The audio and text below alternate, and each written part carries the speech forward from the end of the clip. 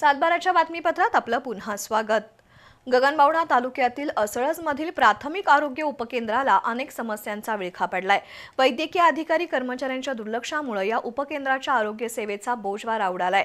त्यामुळे ग्रामस्थांसाठी हे उपकेंद्र म्हणजे असून अडचण नसून खोळंबा झालाय। गगनबावडा तालुक्यातील पळसंबे, वेसरफ, असळज, खोकुर्ले या गावातील रुग्णांची सोय व्हावी या उद्देशाने गारिवडे प्राथमिक आरोग्य केंद्रांतर्गत 25 वर्षांपूर्वी असळज उपकेंद्र सुरू करण्यात आलंय। मात्र हे केंद्र कर्मचाऱ्यांच्या दुर्लक्षामुळे बंदच असतं। लसीकरणासाठी कधीतरी उघडलं जातं।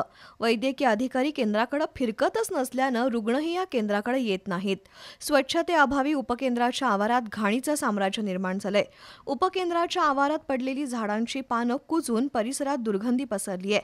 स्वच्छतेचे धडे शिकवणाऱ्या कर्मचाऱ्यांना उपकेंद्रासमोरील घाणीचं साम्राज्य दिसत नाही का, असा सवाल ग्रामस्थांमधून विचारला जातोय। पावसाळ्यात साथीच्या रोगांचा फैलाव होण्याची शक्यता असताना हे उपकेंद्र सतत बंद असल्यानं रुग्णांमध्ये नाराजीची भावना आहे। ग्रामस्थांना किरकोळ प्राथमिक उपचारासाठी सुद्धा खासगी रुग्णालयाचा आधार घ्यावा लागतोय। एकूणच असळजचं हे आरोग्य उपकेंद्र म्हणजे असून अडचण आणि नसून खोळंबा असं झालंय।